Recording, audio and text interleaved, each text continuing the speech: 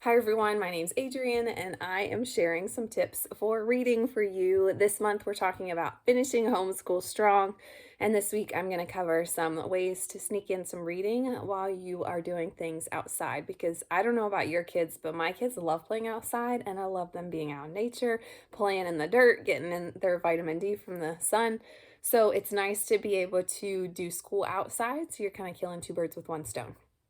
We love to do poetry outside and read alouds, anything that you can read to them while they're playing outside. Sometimes it may seem like they're not listening, but some kids are able to listen even better when they're playing, when their hands are busy. So they might be playing in the dirt or playing with bubbles or whatever, and you're reading to them, and they're actually getting that in better than if they were just to sit there while you're reading. So some kind of poetry or a read aloud outside is great.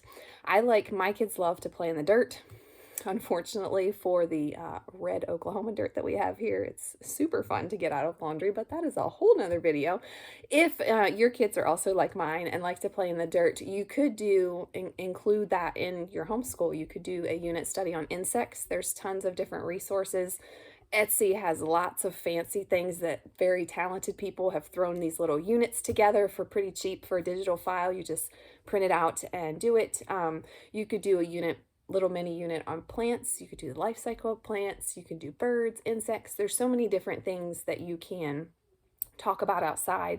I've even seen super creative people. They take like a piece of cardboard and they cut out a hole, and then on the side of it they have information about the clouds and like pictures of the clouds. So then the kid actually holds that and looks up at the sky, and then they have their notes around the opening so they can learn about the clouds just doing that. So that's a super fun, if you are crafty and have the time and capacity to do that. That is a super neat idea, to have them exploring the clouds, and all the information is right there if they're able to read. And even if they can't read, you can show them pictures of different clouds and they can just kind of match them up. Super fun, super easy way to include some science in their outside play.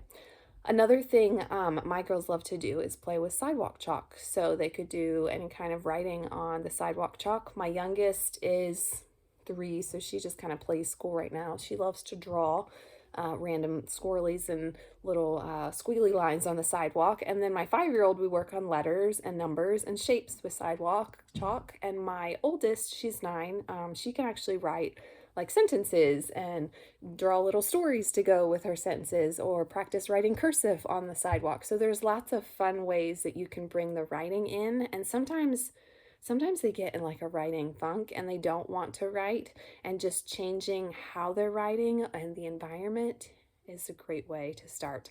Mine also love to paint with water on the sidewalk. So you just get them a paintbrush and a cup of water, and they paint their little hearts out, and it's water, so it just evaporates. So zero cleanup, which is very exciting for mamas. So if they're kind of struggling with writing, or you're working on letters or numbers, something real simple, take them outside and give them a paintbrush and a cup of water and see what they do.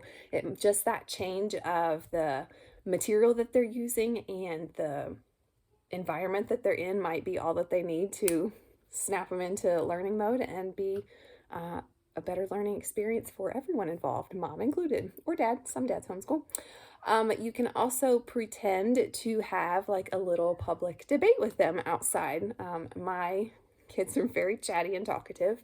Wonder where they get that from.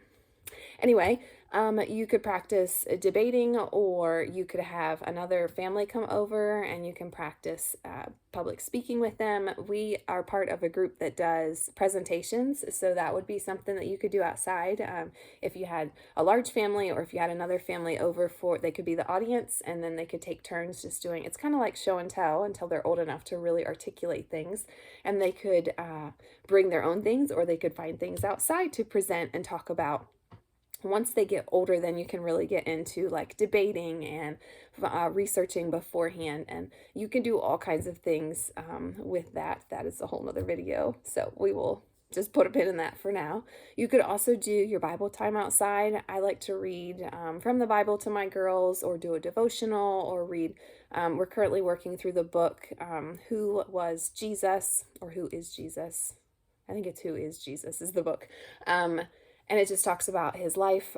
This morning we read a chapter about his childhood and the lack of information that we have on his childhood, so that was interesting. any kind of Bible activity or thing that you can do outside is great. I mentioned a read aloud and poetry in the beginning of this video. You could also do a readathon outside. So a readathon is just getting a whole bunch of books and reading however your kids want to do it. If you have the space and the setup outside, maybe they could have some lawn cushions, or they could, if you have like a hammock or lawn chairs, or they can just lay in the grass. Some of mine love to just lay in the grass with a book. It's just a new experience reading a book outside. Being outside a lot of times makes everything more fun. My daughter loves to do Mad Libs, so you could also bring your Mad Libs book outside. Pretty much anything that you can carry outside, you can do. We're just trying to stick to some reading tips in this video. Next week, I'll share some math ideas. And then I did talk about the painting with water. Another thing you can do outside is look for a scavenger hunt that is tied into what you're doing. So if you have those little wooden alphabet letters, you could hide them around outside and have the kids go and do a letter scavenger hunt.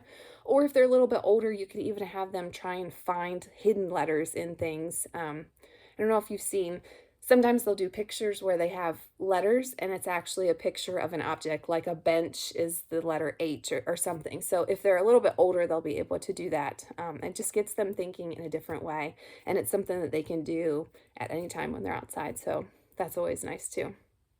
So I hope that gave you some ideas for taking reading outside now that the weather is hopefully nice where you are. We are in the month of May, so it is beautiful here, and we try and get outside as much as possible.